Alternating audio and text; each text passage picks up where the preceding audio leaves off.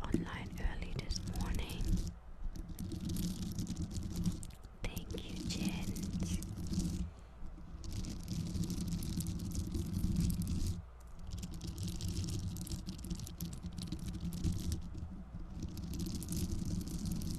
Oh, 9, you got 9, I got midnight. Thank you, Jen.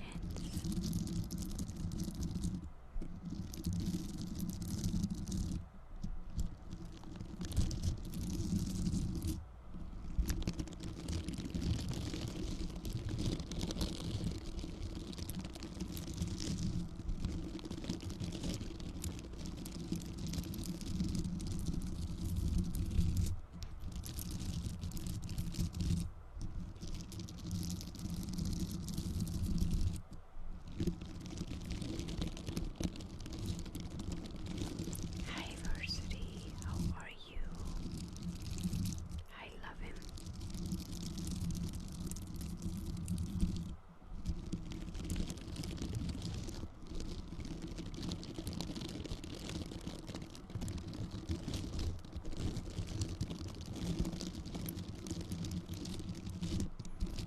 I'm okay. I try to get some sleep before I come online, but it didn't work out very well.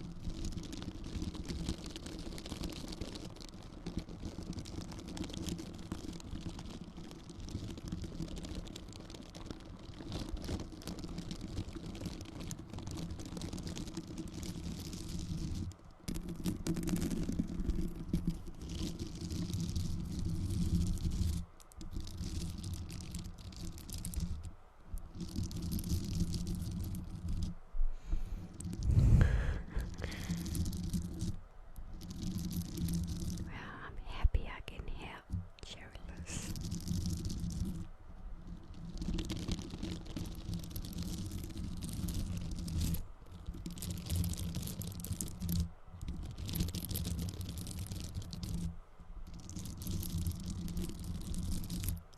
Thank you.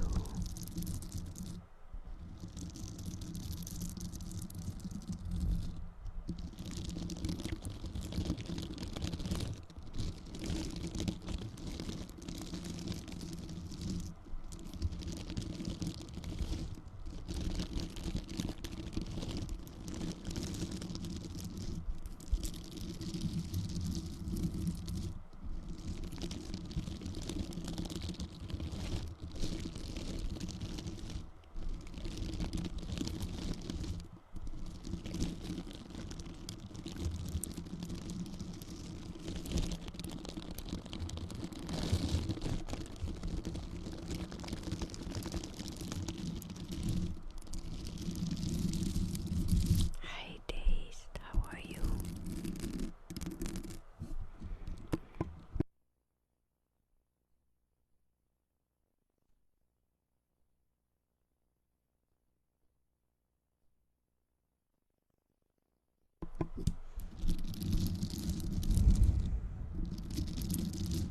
I'm okay.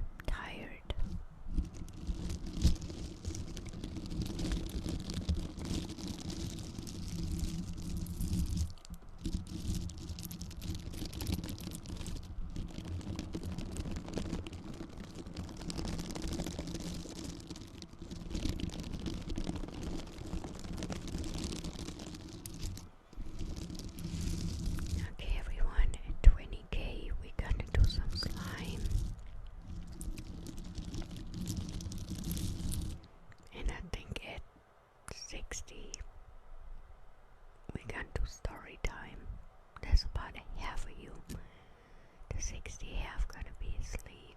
I'm happy to see you too, Rose. How are you? Yeah, Laura. I like slime too. No, I'm okay a little bit. I kind of stay as long as I can. Well, that's good to know, Nina.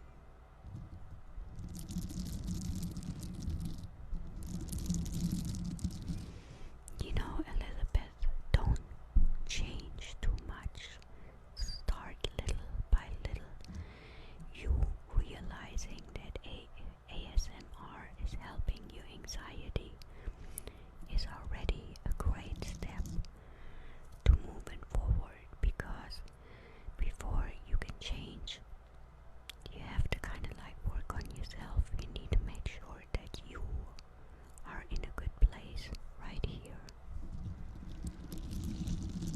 And we tend to think, oh yeah, we are all so great, but we are not really all so great.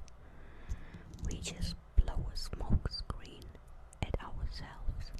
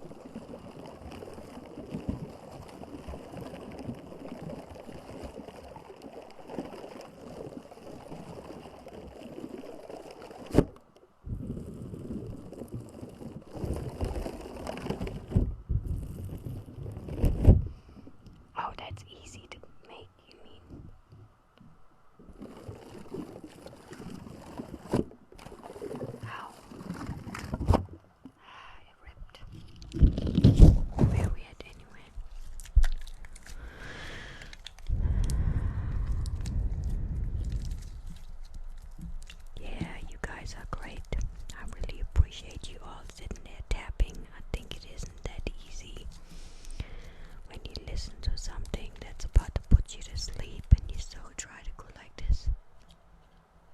Got to tap.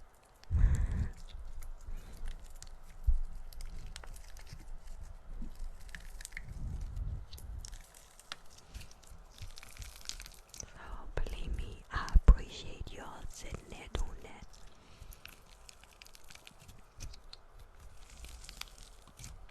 Okay, one last time.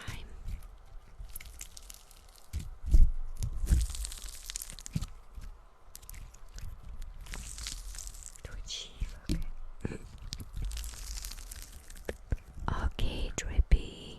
Thank you so much for the tapping. I appreciate it. Have a good night. Sleep well.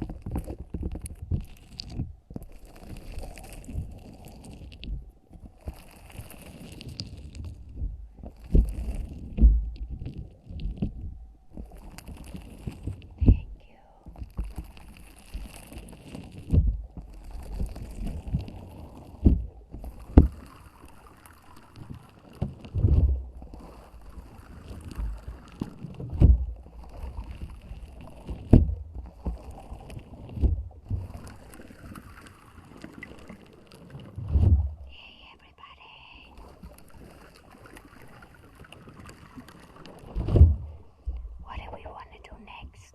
At 60K, I'm gonna do story time, okay? But what do we want to do in the meantime after I'm done? Once I pop this, we're gonna do something else.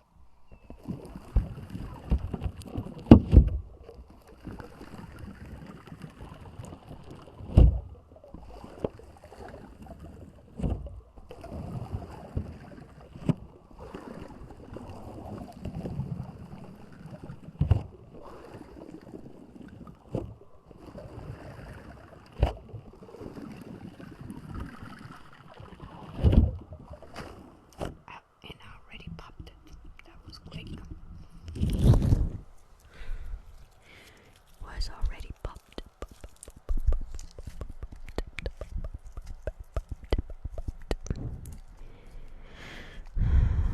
That's a lot of different requests at one time. Scratching, tapping, and brushing, and it's different. Yep, all of it. Thank you, Brazilian.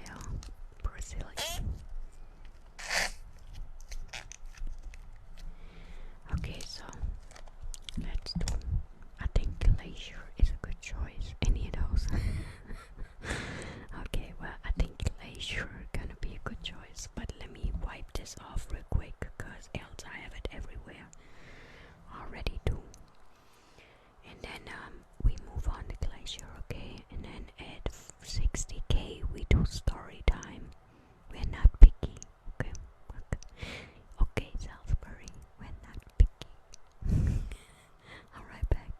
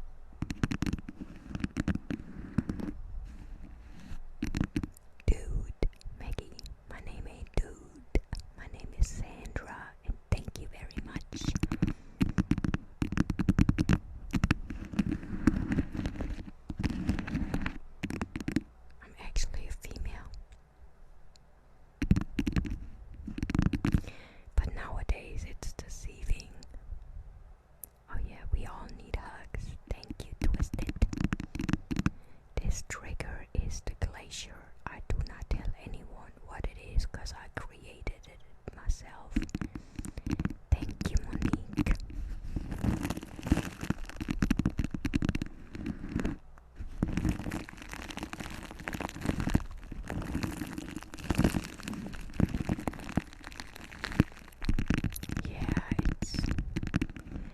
I speak German. That's okay. I'm not upset. I figured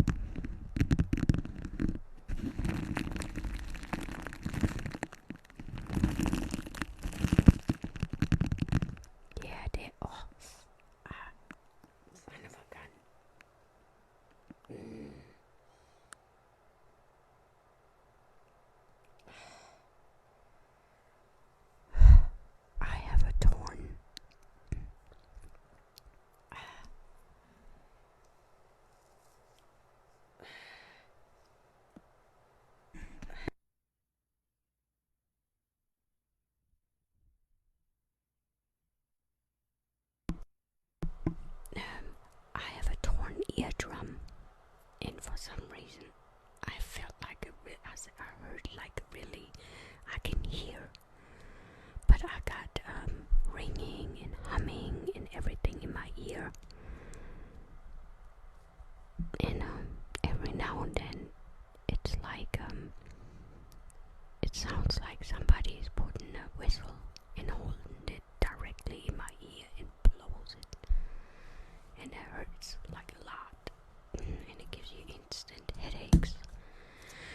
Okay, everybody, it is time for story time. Story time, story time, story time. Okay, now, thank you, Tina. Okay, can you get your ear looked at or fixed? Yeah, they have to do surgery. They're gonna take a piece of skin, cause my eardrum is completely gone. They take a piece of skin from behind my ear and implant it inside of my ear. The problem is, if they do it wrong, they can damage my nerves, and then I can lose my facial muscles on this side. So I'm kind of scared, and then they want me to use some medication which costs $800 before I can have surgery, and I don't have $800. And then I still need to do the surgery, so it's lose. Anyway, I got kind of used to it, but every now and then it hurts really, really bad, and I'm half deaf because all I hear is ringing, so I can't really hear on this side. It's okay, you learn to live with everything, and I still got one good ear. So when you stand in front of me, you have to talk on this side, cause I can't hear nothing on this. But we're good. Okay, my loves, we're gonna do story time. Now this gonna be everybody in my room right now. You gonna be the first ones to do story time with me. Thank you, Tina, for all the gifts. I'm thinking about lighting a wood candle, but we might have to turn it off because it might take away from the sound of me reading, okay? So we go by ear. I'm gonna start doing all this stuff, and you guys let me know if I need to adjust something like the light or turn off the candle. Okay, let's do this.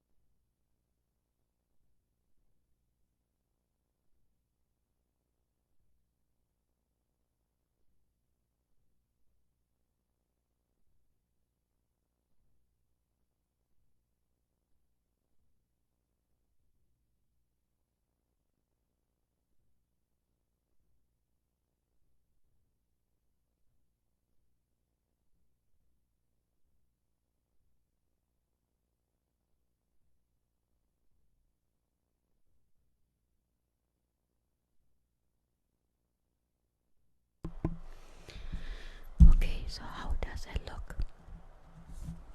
Let me turn off my air conditioner because that's the noise you hear, but it's kind of hot in here.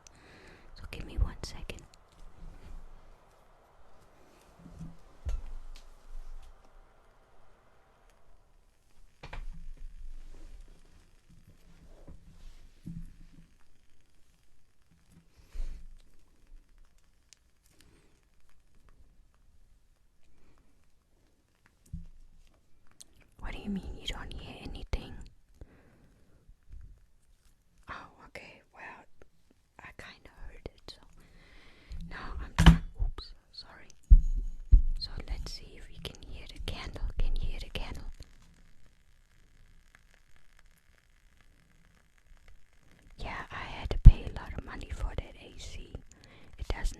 great.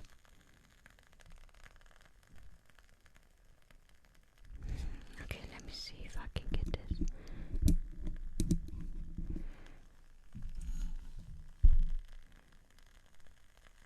Can we hear it?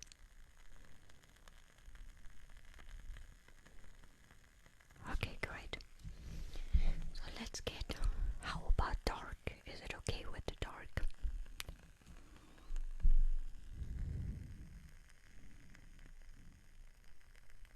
Okay, let's get to it.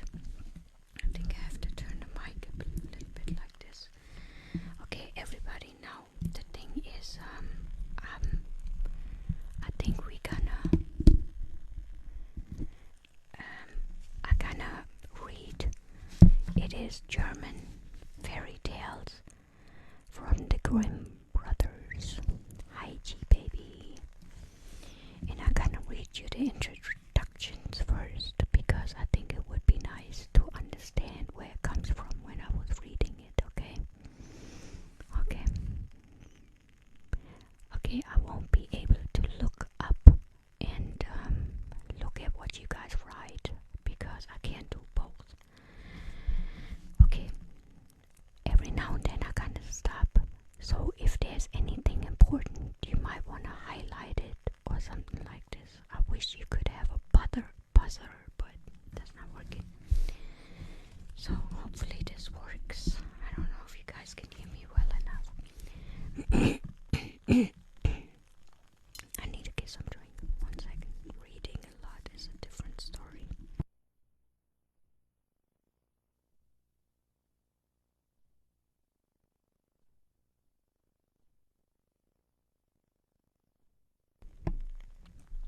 Okay. The fairy tales recorded by the Brother Grimms have been told so many times and in so many ways that almost everyone seems to know them by heart. However, the original stories as they appear in this volume are quite different from what you might expect. Instead of the blunted, dull, and safe versions that many are familiar with, what you will find here are the original, sharp, and somewhat dangerous fairy tales, as recorded by the brothers Grimm more than 200 years ago.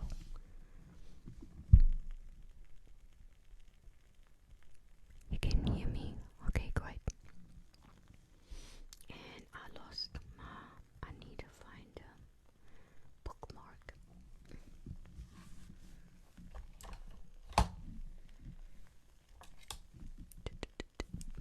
Bookmark. Use this as bookmark right now. The story of how these works came to permeate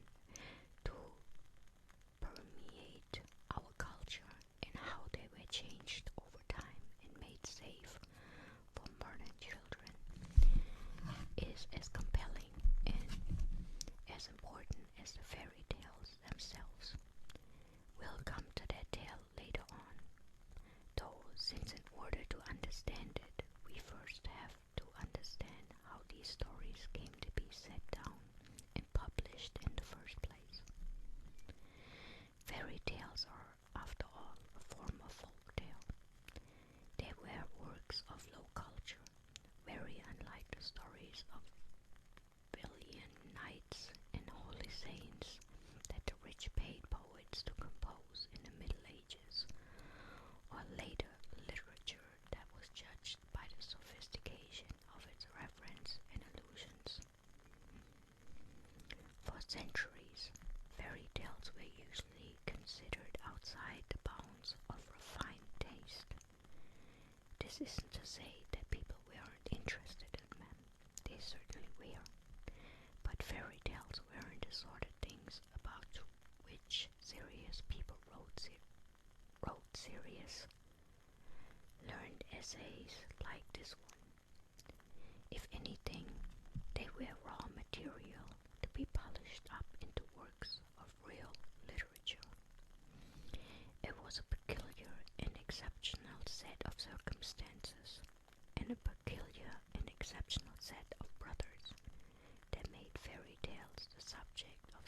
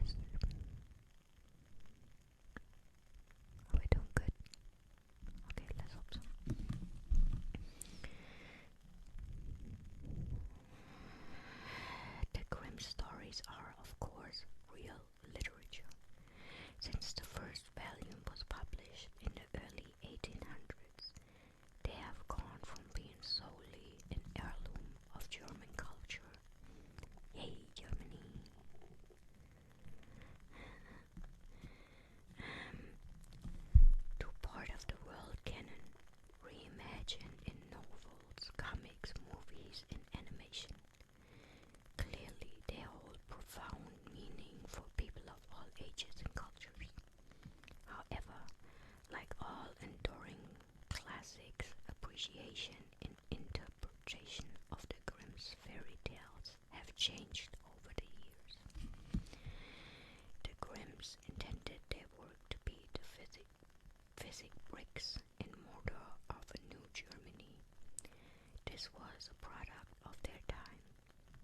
In the 20th century, as nation building fell out of fashion, the new narrative was the quest for individual happiness. Accordingly, fairy tales were universalized and reinterpreted in light of the new science of thought, psychology. Scholars wrote papers and books explained fairy tales, deep personal truth, and how they illuminated stages of childhood development. Later, these theories likewise fell out of the vogue, and today critics tend to examine the Grimm's stories as products of the times in which they were written.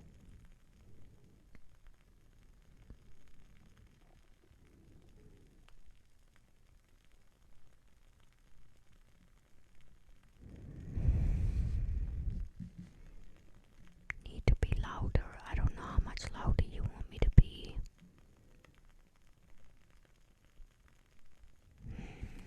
Because my gain is all the way up. I can't do this any louder.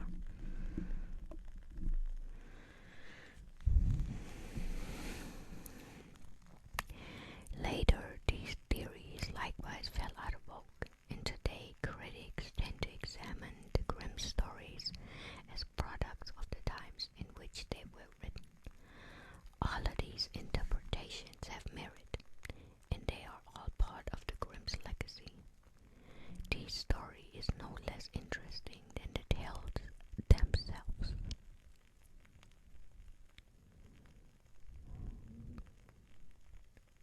Oh, okay. I was wondering what on earth is going on. Okay, now, what is a fairy tale? Scholars disagree about what exactly a fairy tale is, but they have several things in common. To begin with, a fairy tale is a form of folk tale, a traditional story that doesn't have a definite author but belongs to everyone equally. For the Brothers Grimm, fairy tales are generally set once upon a time. For us, this usually means an imagined and fanciful idea of the Middle Ages. However, fairy tales are far older than the Middle Ages. In fact, they have existed in all times and places, and indeed the ways of thinking involved in creating such stories seems to be something that all people in all cultures have in common. Therefore, storytellers in Africa, Japan, and the ancient Middle East set their fairy tales in their own long ago's and far aways. Thank you for the gift, everyone. The important thing about long ago and far away is that fairy tales don't have connections to actual people, places, or historical events. This is what separates them from religious stories, which are usually considered by the audience to have actually happened, though the self-described fairy story writer and scholar J.R.R. Tolkien, who was a devout Christian, famously described the gospel as the greatest possible fairy tale. He was being poetic. The Bible cannot be considered a fairy tale because so many people believe it to be a work of history. In fact, if the Bible weren't a sort of historical record, it wouldn't have placed the birth of Jesus in the time of the Roman Emperor Caesar Augustus. Likewise, people can get an airplane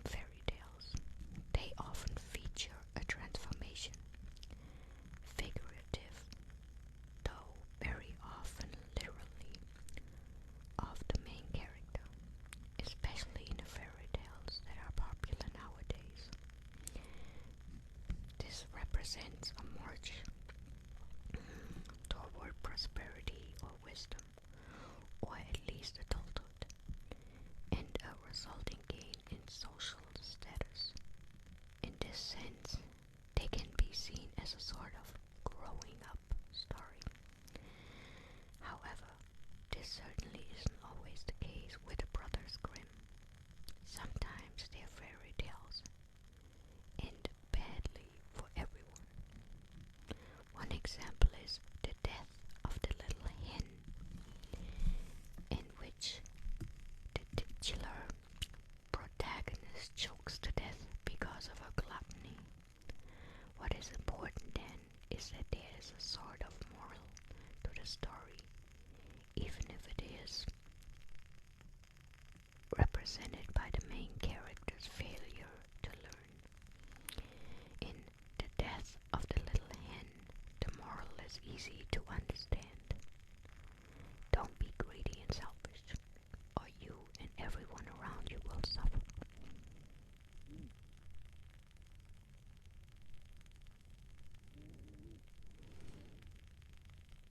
Okay, sounds good. It seems obvious to say, well, I could do this whole thing in German, then nobody understands and it wouldn't make a difference. Hi, Emily. Okay, it seems obvious to say that fairy tales have a fantastical element. In other words, magic.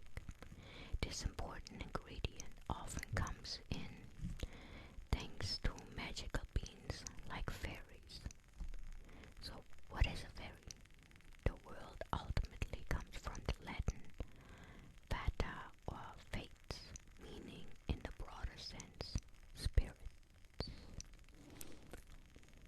Folk belief in such spirits persisted for a long time, left over from before Christian missionaries converted much of Europe. In English, we tend to get fairies mixed up with the other world of Celtic mythology and with elves, brownies, and other spirits. I never heard of brownies. I thought that were food.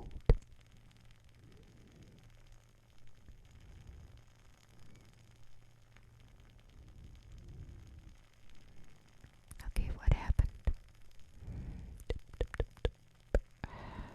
Good God, it's always somebody. However, this is for no, wait a minute, brownies and other spirits, and picture them as tiny, harmless winged beings. However, this is far too narrow a reading. Fairies could also be terrible and scary. In fact, the Grimm stories and other fairy tales need not have actual fairies in them. Witches, dwarves, and giants from old Germanic myths all severely serve equally well as do religious figures, such as in Mary's Child and the Girl Without Hands. This is also why the Old English poem Beowulf can be seen as a fairy tale. It has no single author, no definite date, and an episodic structure. Grendel, his mother, and the dragon serve in the fairy roles. Such creatures do not fit easily into a Judeo-Christian cosmology, which is part of the reason that the Grimms, though devout Christians, were so interested in them. These beings were, to the Grimms, a relic of the pagan past of German culture before the coming of Christianity. If angel and the devil appear, it is only as a thinly disguised substitute for older, more terrible creatures.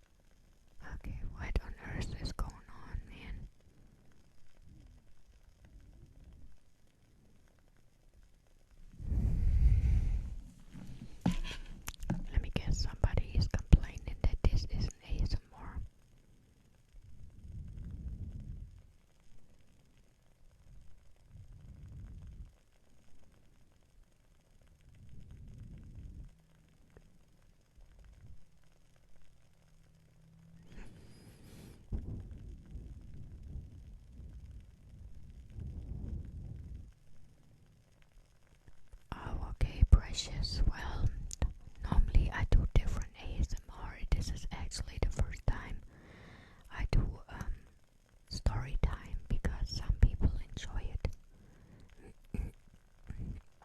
Don't worry, precious, you good to go.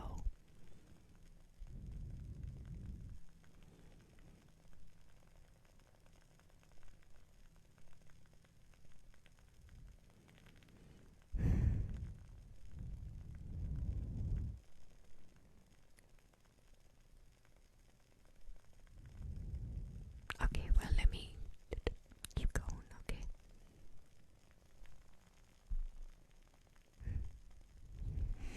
Okay, I lost where am I at? How I simply okay, but we just skipped the introduction. Do you guys want to skip the introduction?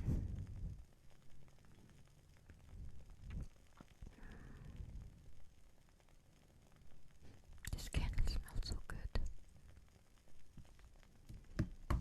Okay, we skipped the introduction.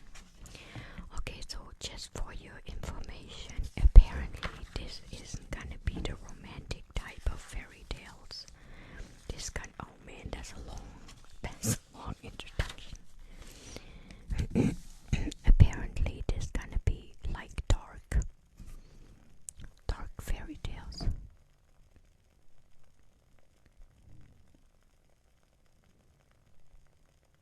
Okay, let's start with the first story. The Frog King, or Iron Henry.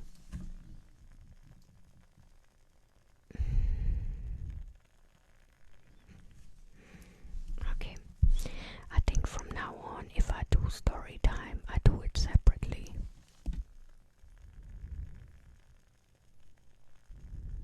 I'm not gonna do this again.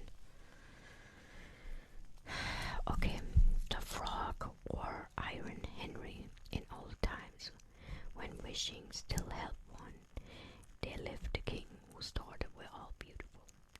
But the youngest was so beautiful that the sun itself, which has seen so much, was astonished whenever it shone in her face. Close by the king's castle lay a great dark forest, and under an old lime tree in the forest was a well. And when the day was very warm, the king's child went out into the forest and sat down by the side of the cool fountain. And when she was bored, she took a golden ball and threw it up on high and caught it, and this ball was her favorite plaything.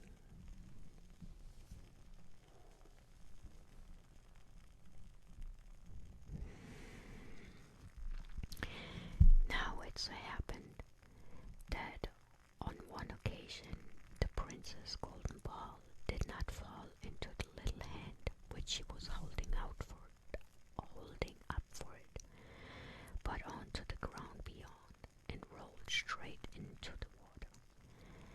The king's daughter followed it with her eyes, but it vanished, and the well was deep, so deep that the bottom would not be seen. At this she began to cry, and cried louder and louder, and could not be comforted. And as she thus lamented, someone said to her, "What ails you, king's daughter? Your tears would melt a heart of stone." She looked round to the side from where the voice came, and saw a frog stretching forth its thick, ugly head from the water. "Ah, old water splashed, is it you?" she said. "I'm weeping for my golden ball, which has fallen into the well." "Be quiet and do not weep," answered the frog. "I can help you, but what will you give me if I bring your plaything up again?" "Whatever you will have, dear frog," said she. "My clothes, my pearls and jewels, and even the golden crown which I'm wearing." The frog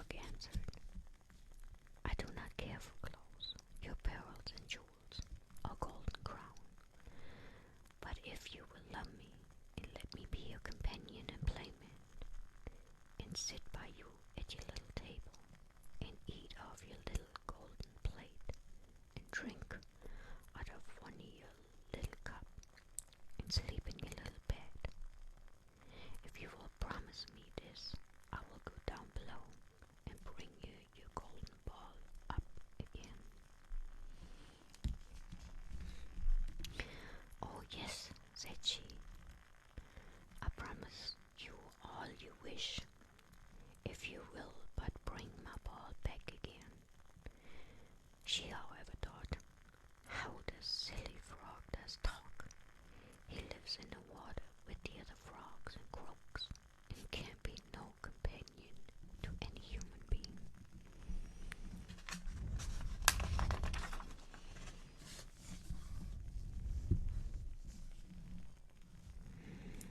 Okay.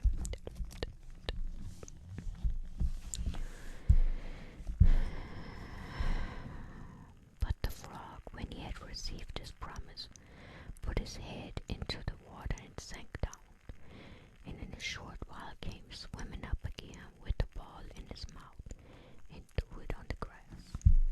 The king's daughter was delighted to see her plaything once more, and picked it up and ran away with it.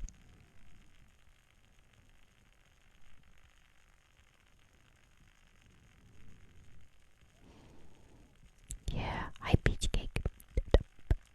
Okay. Wait, said the frog. Take me with you. I can't run as you can. But what did it avail him to scream his croak after her as loudly as he could?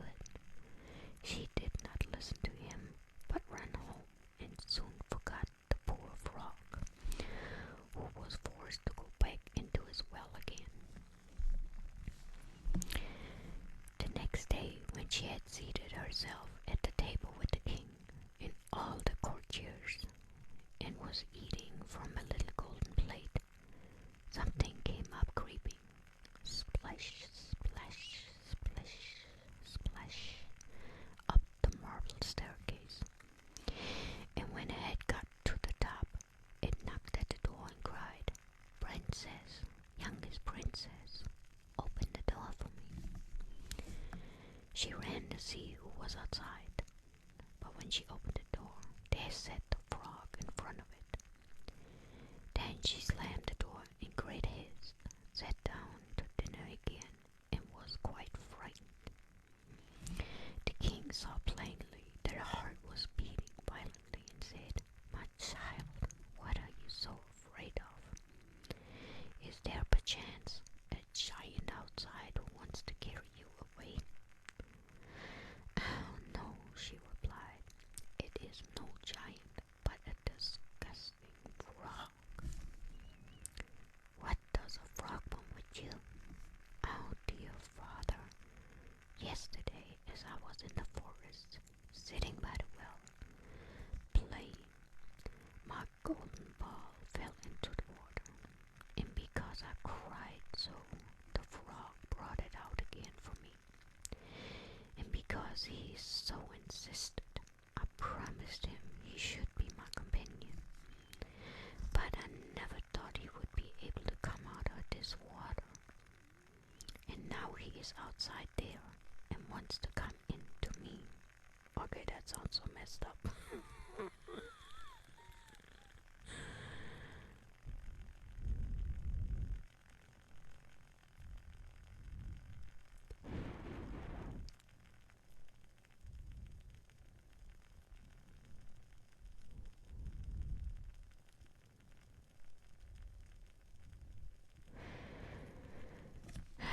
Okay.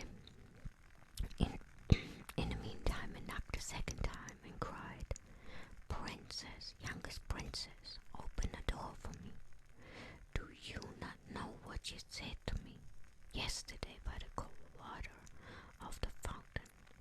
Princess, youngest princess, open the door for me.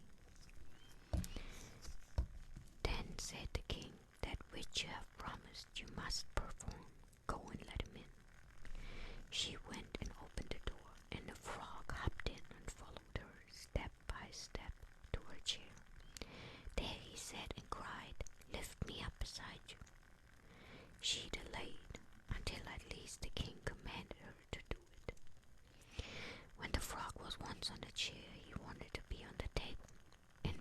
was on the table, he said, "Now push your little golden plate nearer to me,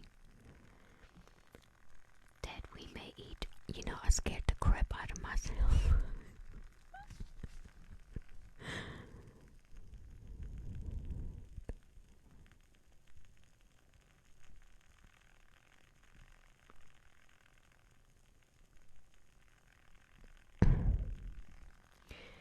Okay.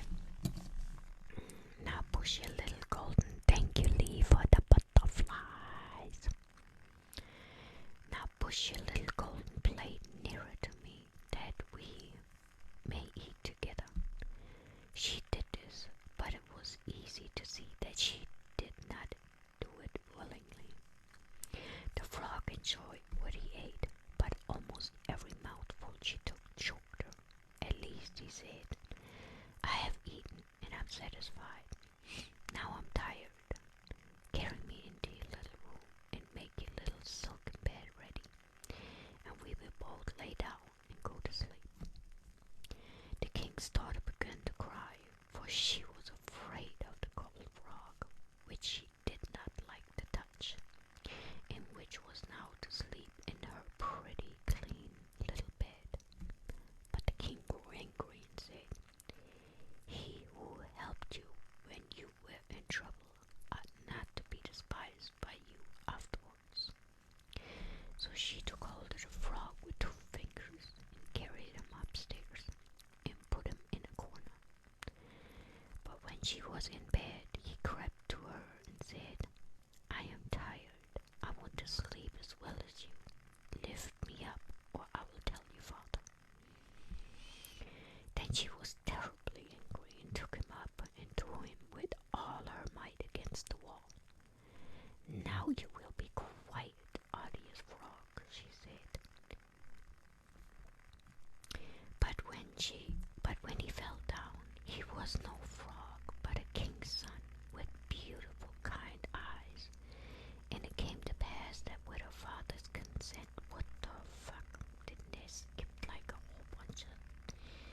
He became her dear companion and husband. Isn't she supposed to kiss the darn frog?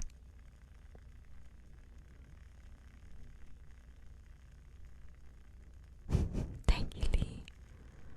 Wait, what happened? There's something ain't right here. Okay, anyway.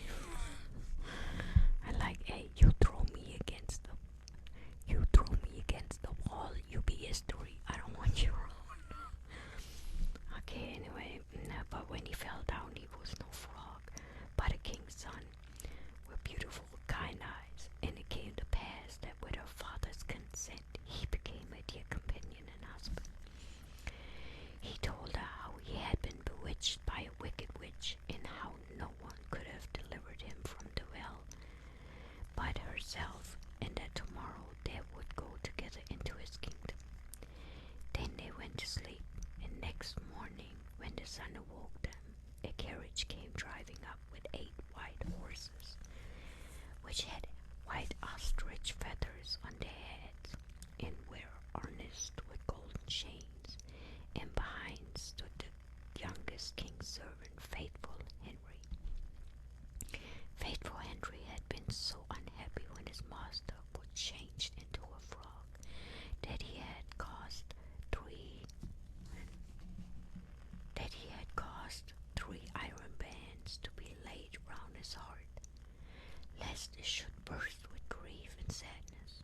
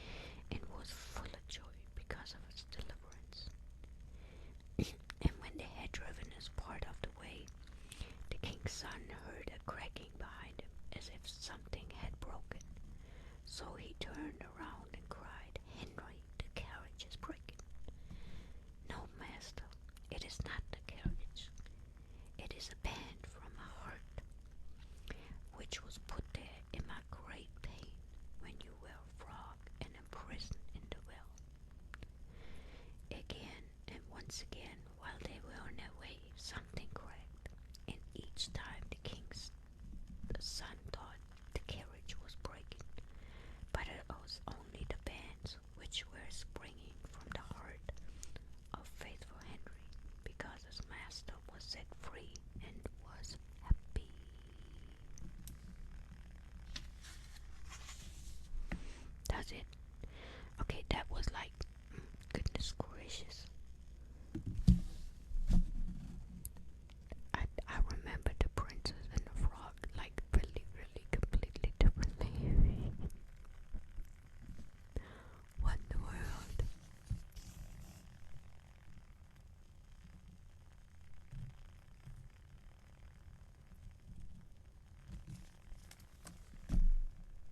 Okay. Hey everybody who just joined. I don't know if we should read another one or not. This was really weird. That was the weirdest princess and the frog.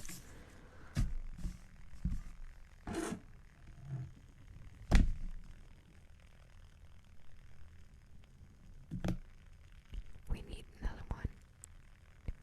Okie dokie.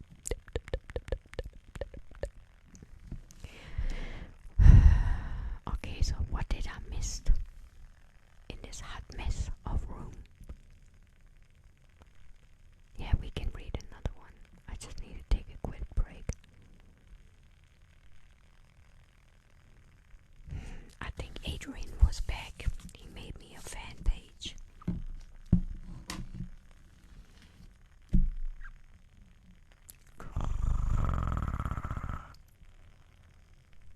I practice.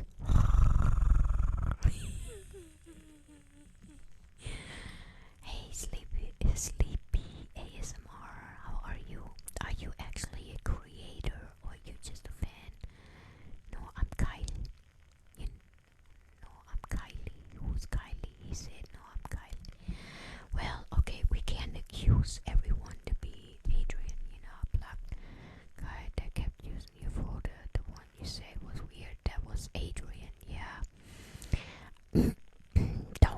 Don't block them anymore, because the only thing they're gonna do is they keep on creating new accounts, and each account they create gonna be more and more accounts with my name and my picture.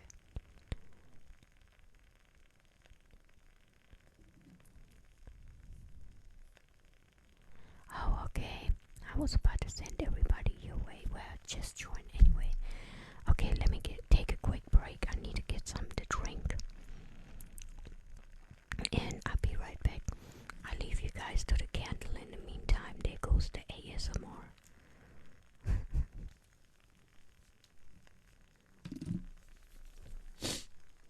I need to find something else.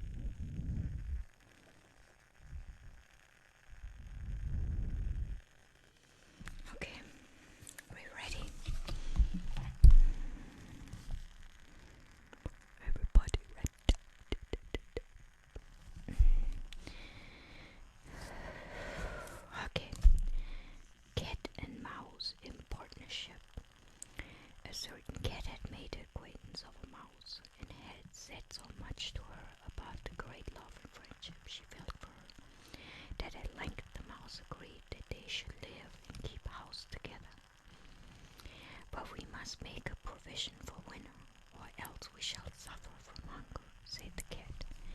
And you, little mouse, cannot venture everywhere, or you will be caught in a trap someday. The good advice was followed, and a pot of fat was bought, but they did not know where to put it. At length, after much consideration, the cat said, I know no place where it will be better stored up than in the church, for no one dares takes anything away from there. We will set it beneath the altar and not touch it until we are really in need of it. So the pot was placed in safety, but it was not long before the cat had a great yearning for it and said to the mouse, I want to tell you something, little mouse. My cousin had brought a little son into the world, and he asked me to be godmother.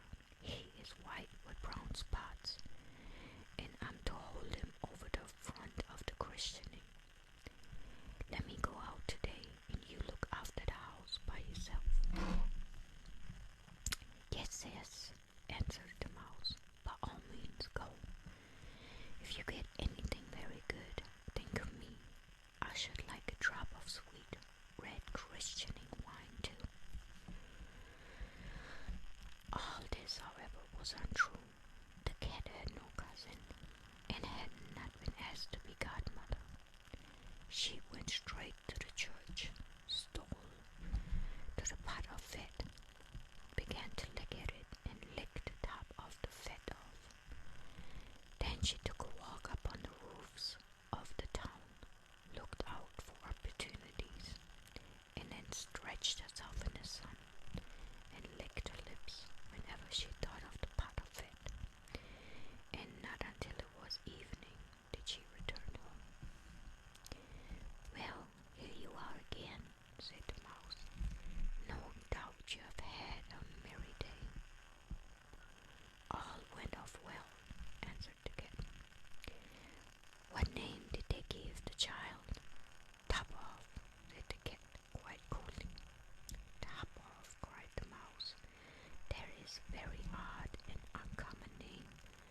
Is it usual one in your family? What does it matter, said the cat. It is no worse than crumb stealer, as your godchildren are called.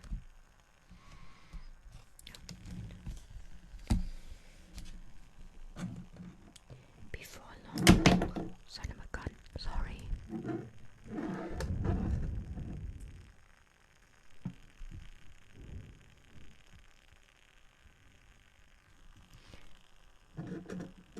Okay, before long, the cat was seized by another fit of longing.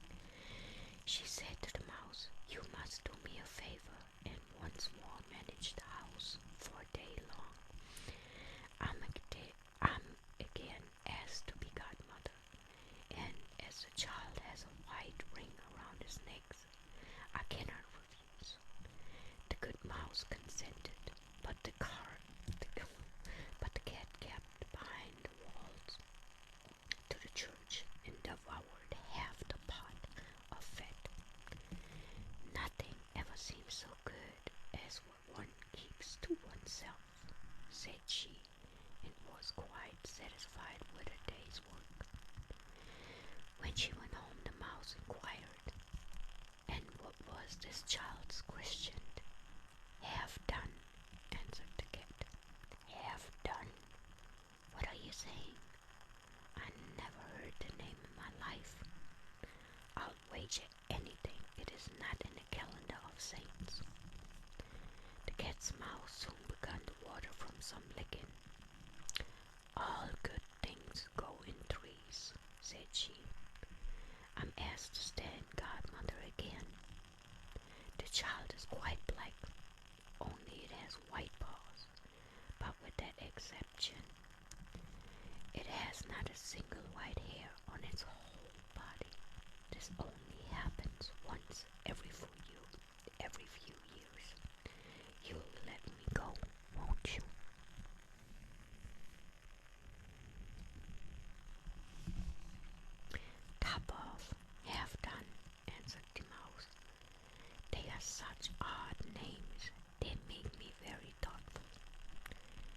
sit at home, said the cat, in your dark gray fur coat and long tail, and are filled with fancies. That's because you do not go out in the daytime.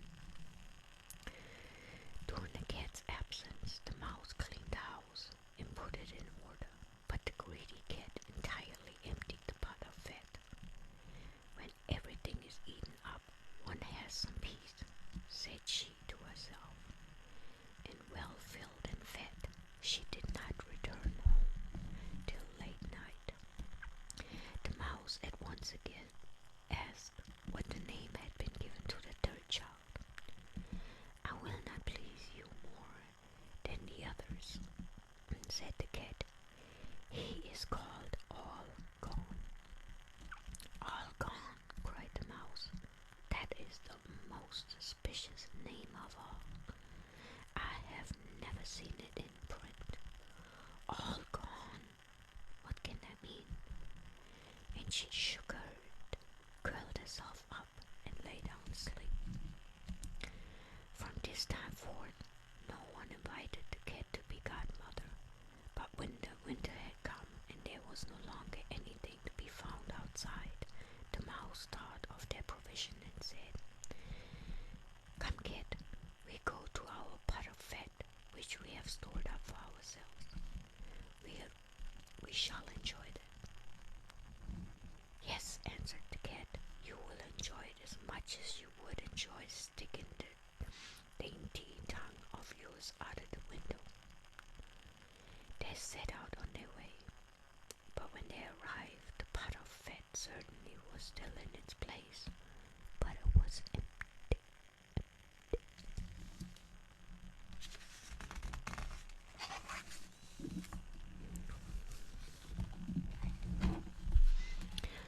Alas, said the mouse, now I see what has happened. Now it comes to light. You are a true friend. You have devoured all when you were standing godmother. First top off, then half done, then. Will you hold your tongue, cried the cat. You were more, and I will eat you too. All gone was already in the poor mouse's lip. Scarcely had she spoken it before the cat sprung on her, seized her, and swallowed her down. And that is the way of the world. What on God's green earth? That was it.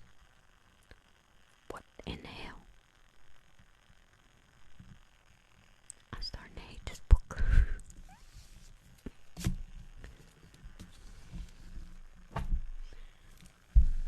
That was it.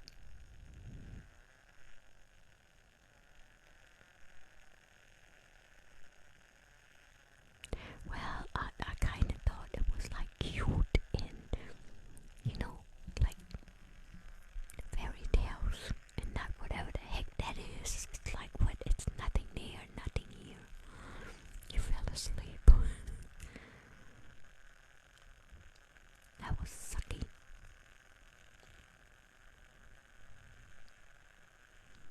Hey, I got another book. 1 second.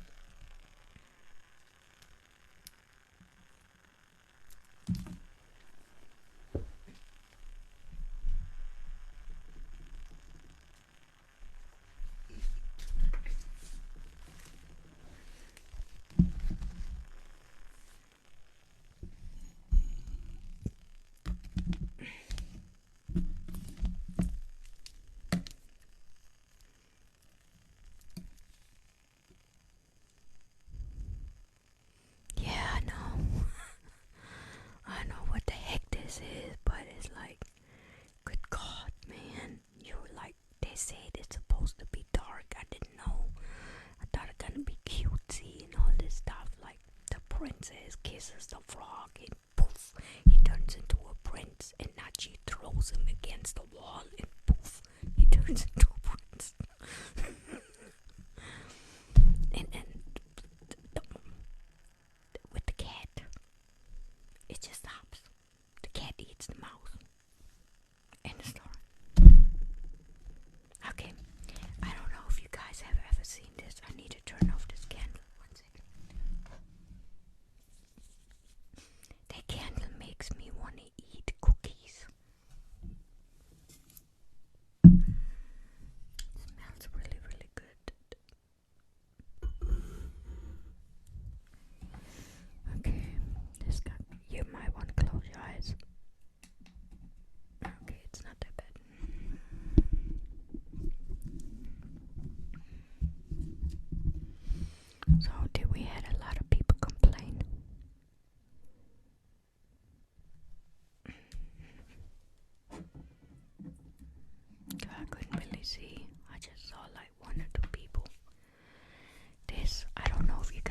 never seen it.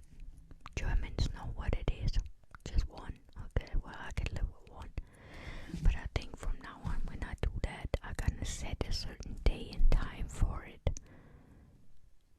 Just two. Salisbury says two. Lee says one. Okay, if we keep going, anyone else higher? Go three. We got two. One. We got two. Three. We got two. Sold. We take two. Okay. Oh, I should have said two. Going once. Going once. That's the word. Going once. Okay, I can't open it all the way because I gotta return it. Because this book is all wrinkled up. The fan. Which fan? Complaining about which fan? I didn't even have a fan on. Some people are really, really nutty. Anyway. Oh, shoot. Oh, okay. We got to read some more. Maybe we can figure out a way. I was wondering. Adrian. I feel bad for Adrian. I don't understand why Adrian can't just be Adrian and come in this room without any issues. It's but just don't block him anymore, because the only thing he does is he creates new accounts, and I have to look around and try to find the account and report him for impersonation. So just leave it alone. It's not gonna do any good. You know, if you can't beat him, join him. And he hasn't given up. He won't give up. So just leave it be. Okay, now this is called Struwwelpeter. It's one of the most famous German books. And right here, we actually got pictures in this one. Yeah, but you know what? I think it's everyone is a stalker. It's just getting too much for me having to argue about it. And I know Adrian is in the room a lot and he doesn't say anything. I think he just wants some attention. That's all there is to it. Okay, now one shook-headed Peter. Just look at him. There he stands with his nasty hair and hands. See, his nails are never cut. They are grim as black as soot. And the Sloven, I declare, never once he combed his hair. Anything to me is sweeter than to see shook-headed Peter. Right there. Oh.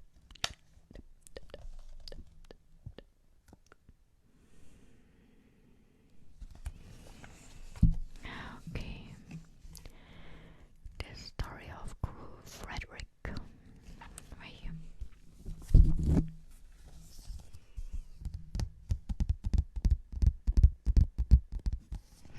The story of Cruel Frederick. Old pet hair day. Okay, now here is Cruel Frederick. See, a horrid, wicked boy was he. He caught the flies, poor little things, and then tore off their tiny wings. He killed the birds and broke the chairs and threw the kitten down the stairs. And oh, far worse than all besides, he whipped his Mary till she cried.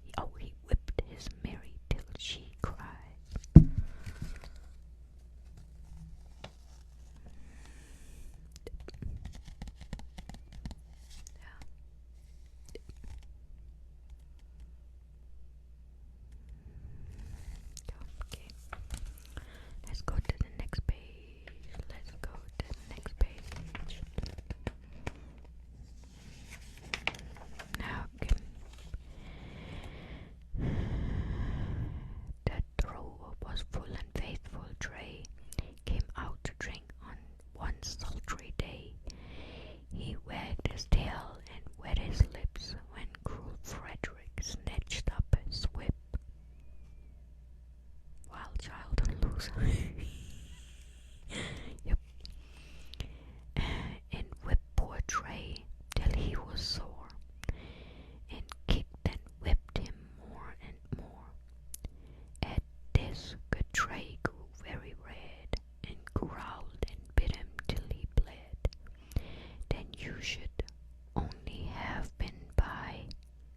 to see how Fred did scream and cry. I'm glad the dog bit him. I bit him too. I bit him in the butt. Bit him in the butt. Okay, now we got the next one.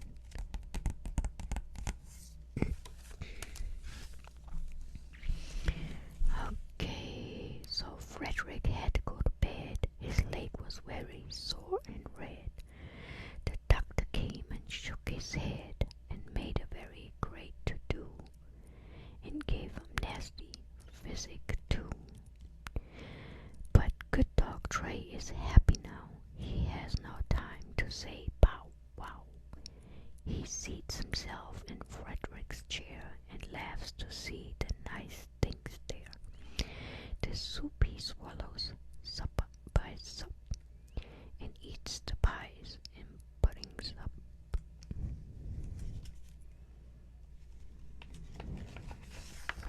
Germans know this.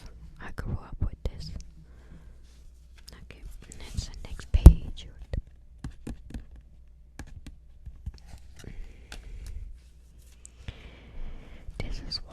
This one is called The Dreadful Story About Harriet and the Matches. Yep, I think that's how I was told not to play with matches. It almost makes me cry to tell what foolish Harriet befell. Mama and nurse went out one day and left her all alone to play. Now on the table, close at hand, a box of matches chanced to stand. And kind Mama and nurse had told her that if she touched them, they should scold her. But Harriet said, "Oh, what a pity, for when they burn, it is so pretty." They crackled so in spit and flame, Mama too often does the same. The pussycats heard this. Maybe that's where the name Pussycats came from. The pussycats heard this, and they began to hiss and stretch their claws and raise their paws. Meow, they said. Meow, meow. You'll burn to death if you do so. But Harriet would not take advice. She lit a match. It was so nice. It crackled so, it burned so clear, exactly like the picture here.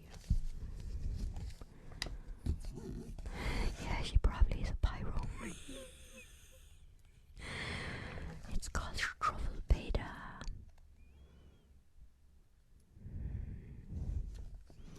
You get it on Amazon. If you order it on Tuesday, they probably send you this one because I'm about to send it back. It's all crinkled up. I hate books that are like not straight. Anyway, let's move on. The pussycat saw this and said, "Oh, naughty, naughty miss," and stretched their claws and raised their paws. "This very, very wrong, you know. Meow, meow, meow, meow. You will be burned if you do so." Stop talking bad about Adrian. Stop. I don't know what's wrong with Adrian. I mean, when I talk to him by himself, he's very nice, and I don't understand why he always acts up in my life. The problem is I don't need us to get into it because I don't need to end up getting reported for bullying. You know what I'm saying? And then everything I've been working on for all this time just goes down the drain. I don't need it. That's why just leave it alone. He probably is hearing this right now as we speak. Okay. And see, oh, what a dreadful thing. The fire has caught her apron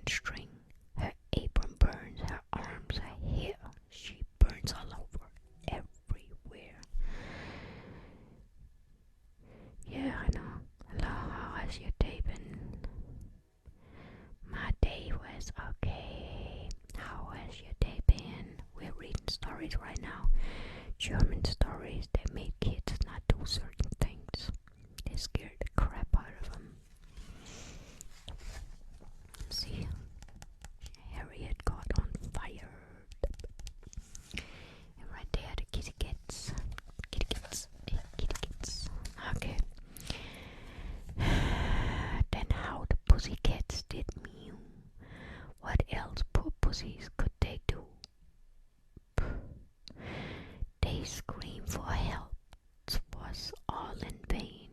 So then they said, we'll scream again.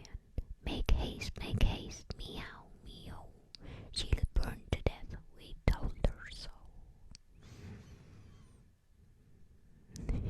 Yeah, I know. Yeah, but Adrian doesn't take a joke like that. Adrian don't know how to take jokes. That's the problem. He gets upset about every freaking thing. So that's why I say just leave it the heck alone. I gave up on it. You can't have a conversation with Adrian. You can't. So she was burned with all her clothes and arms and hands and eyes and nose, till she had nothing more to lose, except her little scarlet shoes, and nothing else but these were found, amazed what among her ashes on the ground. And when the good cat sat beside the smoking ashes, how they cried, meow, meow, oh, no, meow, meow, meow, meow. What will Mama and Nursey do? Their tears run down their cheeks so fast, they made a little pond at last.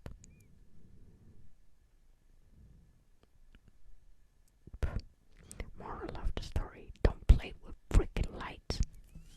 Matches, bad for you.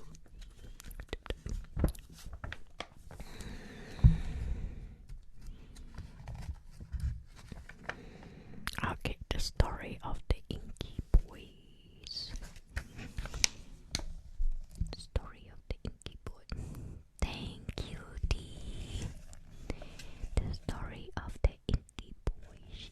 Oh my goodness, I think this is gonna be. Oh, I'm not sure if I'm gonna read this. Let me read this real quick before I read this some more, okay? And just yeah. Okay, no, I think that's a good one. I like this. Okay. The story of the Inky Boys. As he had often done before, the woolly head. Ooh. Yeah, no, we're skipping that one. I'm not going there. We're skipping that one. Yep. Shoot. Man. Okay, let me read it real quick and then I'll see. 1 second.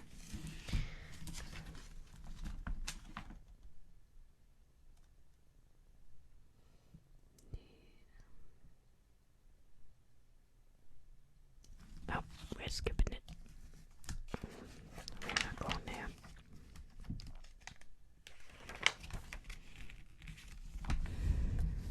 I'm not going there.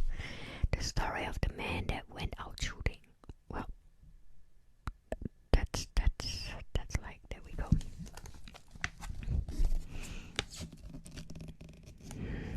Well, yeah, no, I'm not taking any chances here.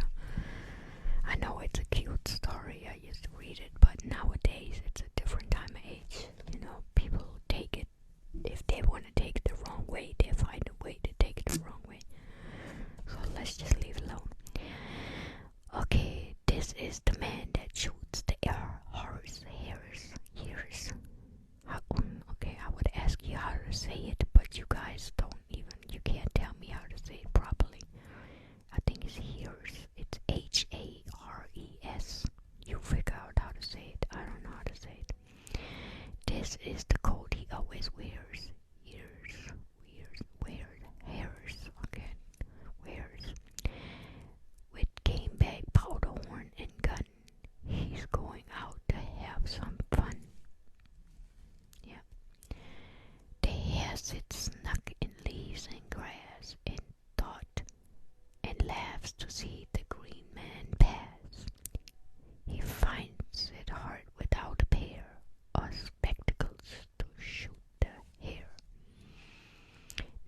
as the sun grew very hot and he heavy gun and he a heavy gun had got, he lay down underneath the tree and went to sleep, as you may see. See, he went to sleep under the tree. Oh, like hair, okay. Thank you. Okay, and while he slept like any top, the little hare came hop, hop, hop, took gun and spectacles, and then on her hind legs went off again. The green man wakes and sees her place, the spectacles up on her face, and now she's trying all she can to shoot the sleepy green coat man. Oh my god, I should have skipped that one too.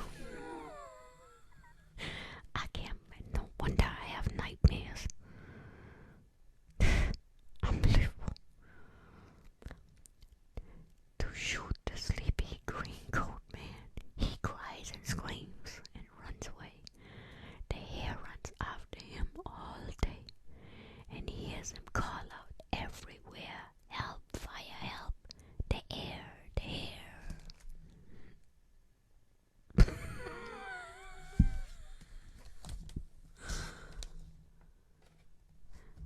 See how he's wearing the glasses? Wow. Wow, wow, wow. Boy, I swear. At least he stumbled at the well, head over ears, and in he fell. The hare stopped short, took aim, and hark! Bang went the gun. She missed her mark. The poor man's wife was drinking up her coffee in her coffee cup. The gunshot cup and saucer through. "Oh dear," cried she, "what shall I do?" There lived close by the cottage there the hare's own child, the little hare. And while she stood up on her toes, the coffee fell and burned her nose. "Oh dear," she cried, with spoon in hand, "such fun I do not understand." Okay, I think Germans have a tendency to just like to stop in the middle of it and figure they let them find out whatever they want to find out. It just stops. That's it. It just stops.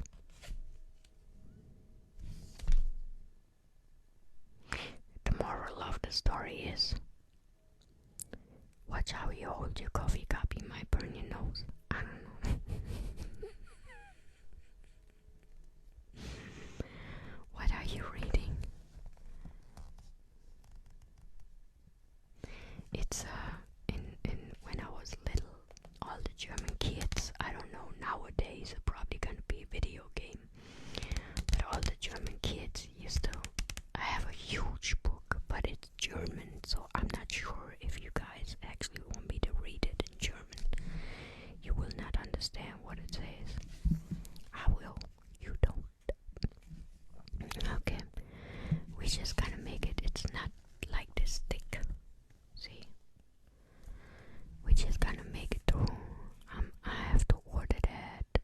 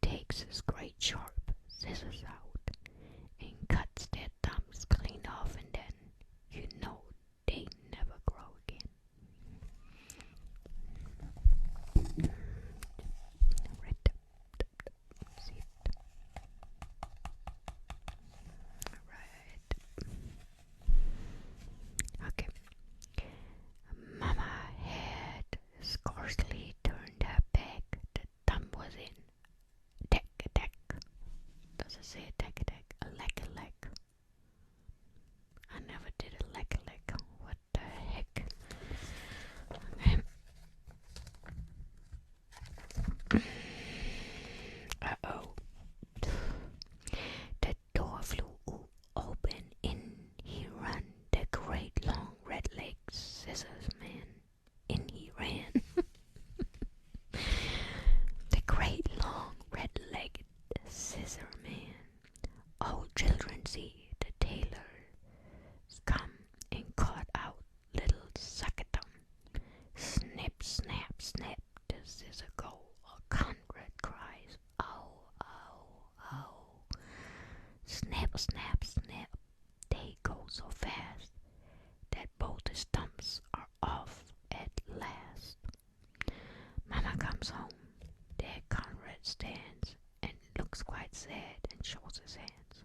Ah, said Mama, I knew he'd come to naughty little Suckatum. Ain't that some P.S. I swear to God. What in the world? And my mom tells me this stuff. I think my mom was a narcissist already back then.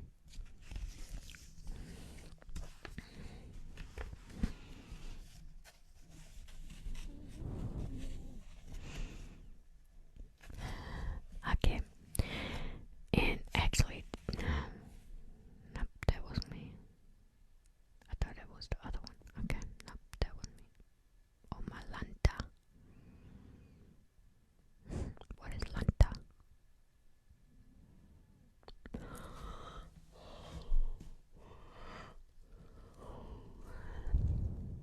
What time do we have? Jesus Christ.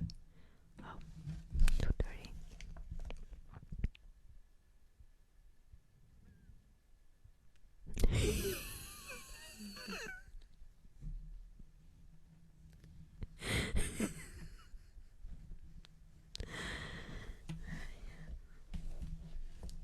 Yeah.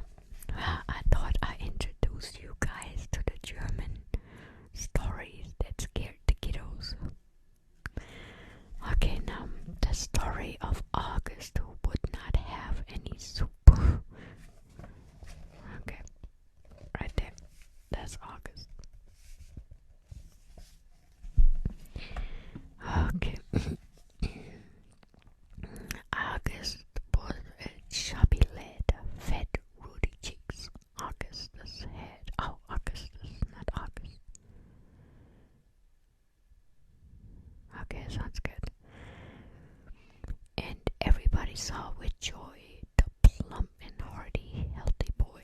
He ate and drank as he was told, and never let his soup get cold. My Lanta. Okay. But one day, one cold winter's day, he screamed out, "Take the soup away! Oh, take the nasty soup away! I won't have any soup today." Oh, you know, I used to be the school champion in reading. In Germany, you have in German class we have reading competitions, like who reads the best and all this stuff, and you get judged by reading, looking at people, and your tone of voice and all this stuff. So anyway, next day, now look, the picture shows he would be nice to see what I'm reading, how lank and lean Augustus grows. Yet, though he feels so weak and ill, the naughty fellow cries out still. You came, not any soup for me, I say. Oh, take the nasty soup away. I won't have any soup today. That you already lose weight.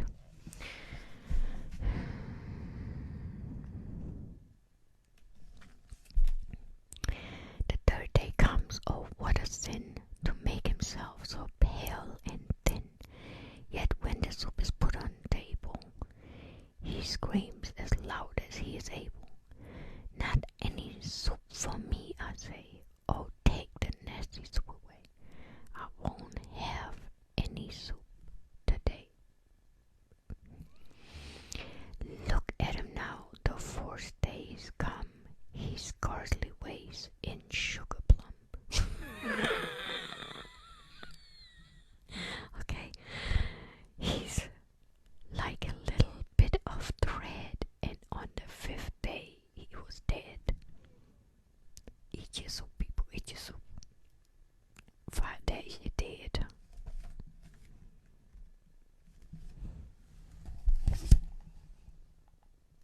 Five days. 1, 2, 3, 4, 5. Man, that's a fast tired. I think that's when they shoot. Hey.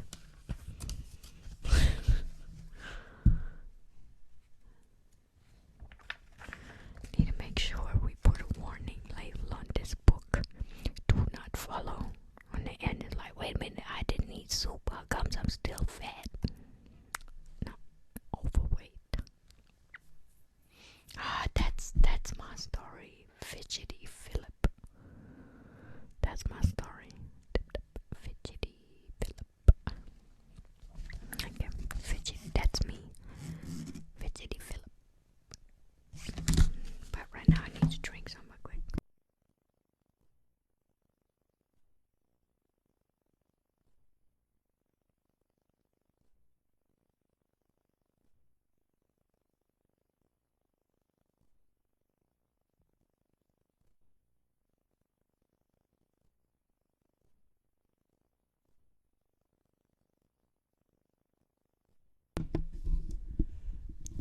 Hey Blazer, this book was made for me. I literally pretty much did everything that was in the book.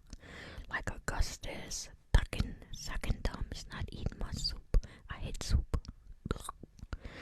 And that now the story of Fidgety Philip. Okay, shoot. Here we go. The story of Fidgety Philip. Let me see if Philip can be a little gentleman. Let me see if he is able to sit still for once at table. Does Papa bade Phil behave, and Mama looked very grave. But Fidgety Phil, he won't sit still. He wriggles and giggles, and then I declare, swings backwards and forwards, and tilts up his chair, just like any rocking horse. Philip, I'm getting cross. See the naughty, restless child, grown still more rude and wild, till his chair falls over quite. Philip screams with all his might, quite, okay. Catches at the cloth, but then that makes matters worse again. Down up on the ground they fall, glasses, plates, knives, forks, and all. How Mama did fret and frown when she saw them tumbling down, and Papa made such a face. Philip is in sad disgrace. I hate to leave.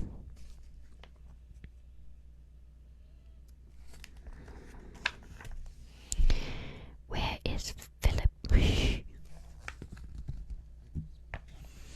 let me show you.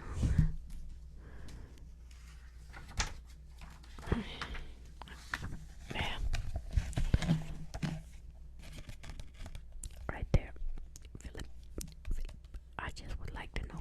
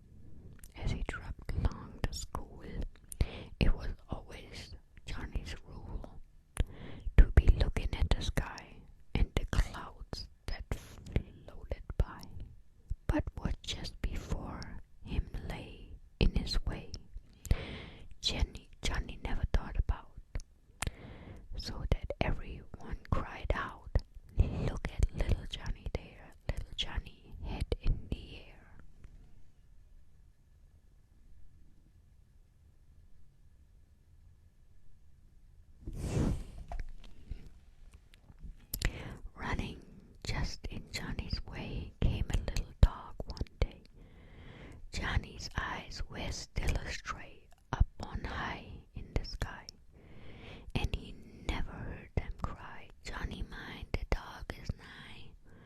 Bump, dump, down they fell with such a thump, dog and Johnny in a lump.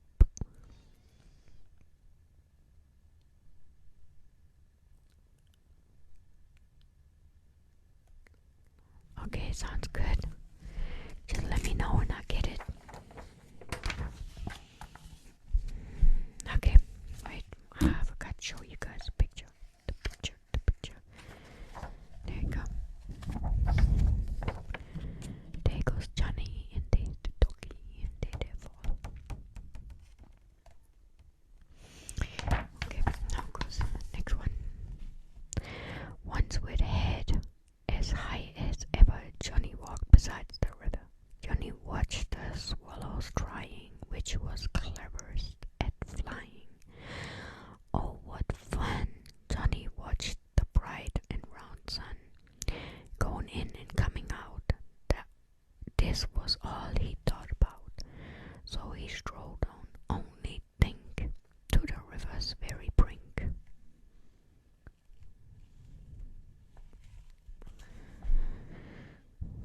Okay.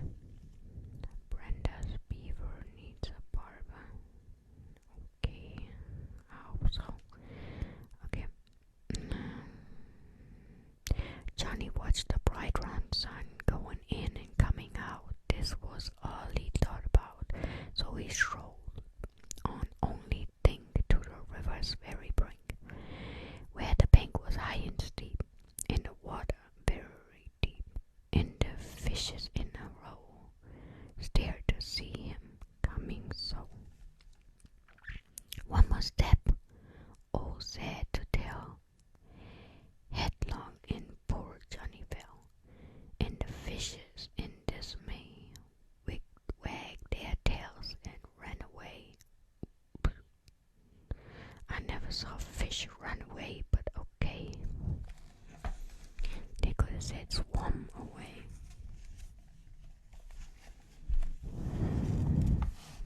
Okay. Right there is the river, and there goes the fishes.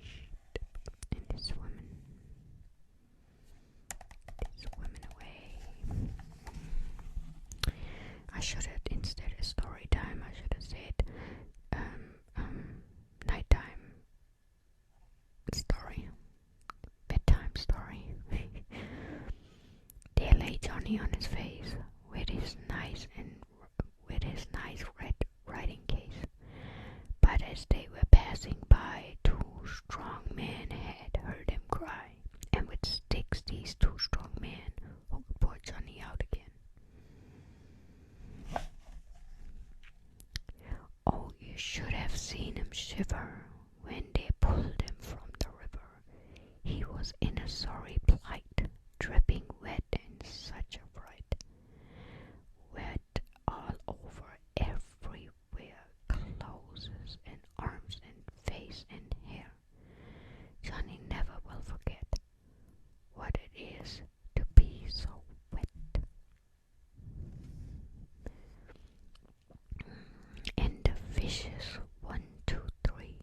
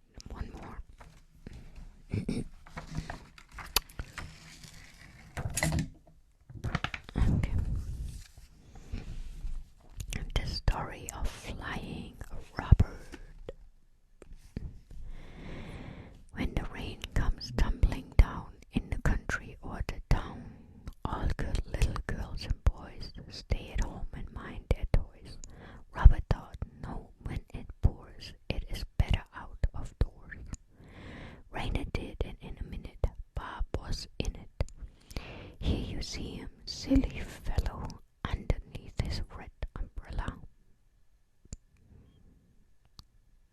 Oh yeah. What a wind, oh how it whistles through the trees and flowers and thistles. Now look at him, silly fellow, up he flies to the skies.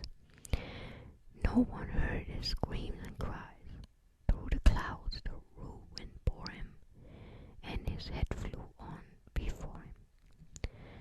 Soon they got to such a height, they were nearly out of sight, and at that went up so high. Oh, and the head went up so high that it really touched the sky. No one ever yet could tell where they'd stopped or where they fell. Only this one thing is plain: Bob was never seen again. That's it. That was shit.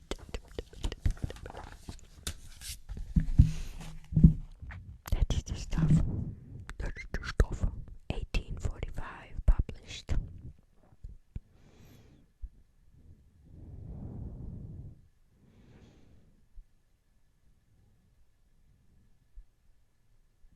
Frankfurt.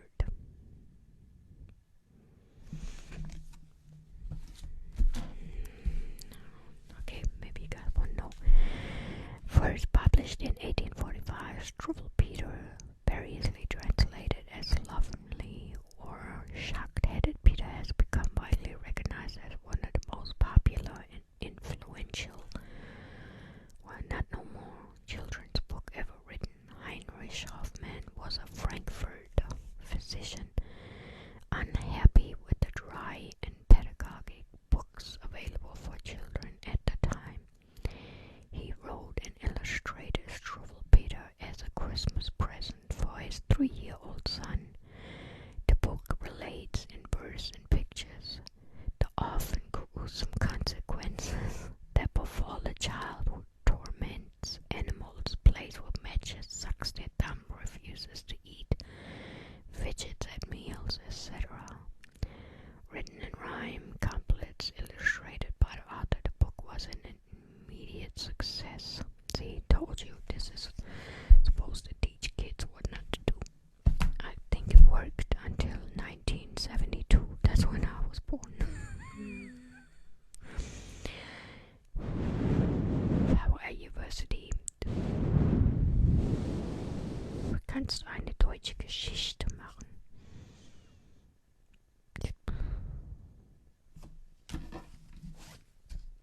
That is German.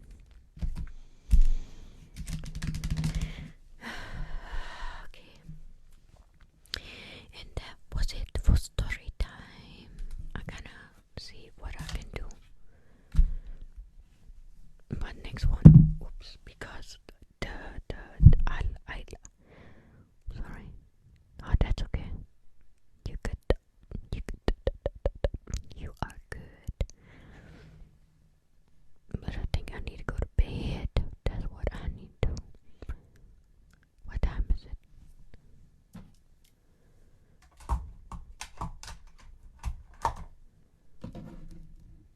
Oh, Jesus.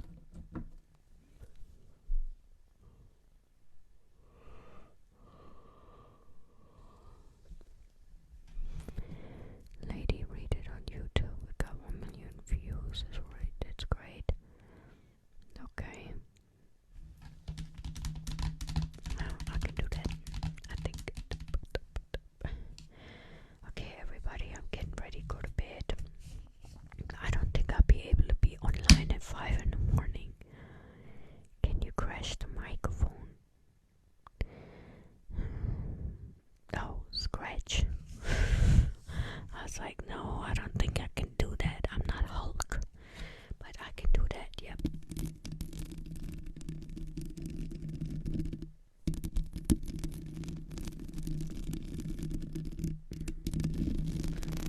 Yeah, I gotta return this because you see how it's all wrinkled up and stuff. That's how they send it to me, and I hate this.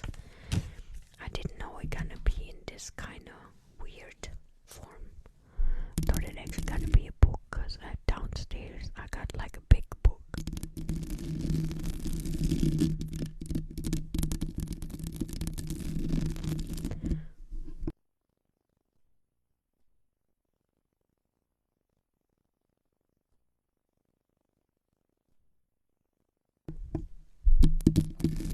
Good God. I don't know why I always do this. It doesn't make any sounds. You guys are all still with me, or did you all pass out? Thank you, Anna.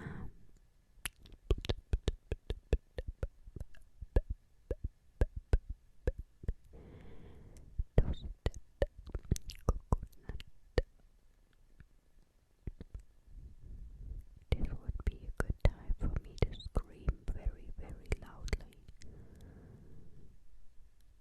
But I'm afraid some of you might have a heart attack. So I'll leave it alone. But that means that you all owe me one. Nah, varsity, I'm getting ready. Getting ready, go to bed. I'm up very, very late. It's almost 3 o'clock in the morning here. I just tried to do story time, so I did that.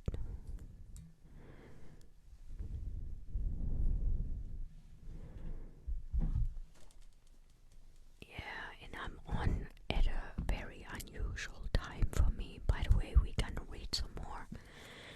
It is, but I think I want to get the version that actually has a happy ending, because the princess and the frog, she throws him against the wall and he becomes a prince. What on earth? Heck no. We don't need dark. We don't need dark. We need something happy and peachy and bird twittering. You didn't know what? Anna.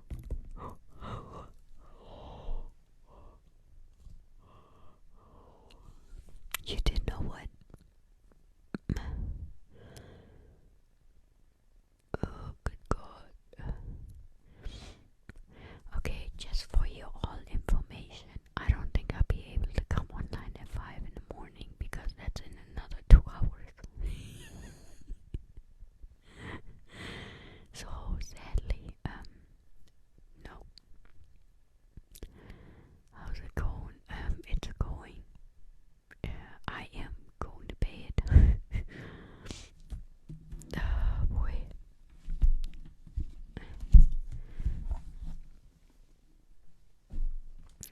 Yeah, but we can. I don't know what that was. But we can do the story thingy more often. Okay. Okay, everybody, thank you for spending time with me. Thank you for enjoying my first ever story time. I hope I didn't mess up too badly.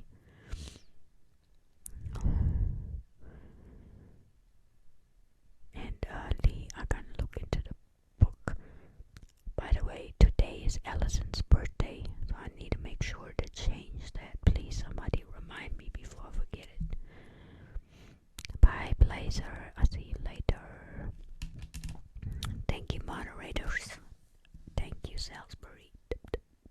Missy. Thank you, everybody, for spending time with me. I hope you had fun with my first story time. We're gonna try to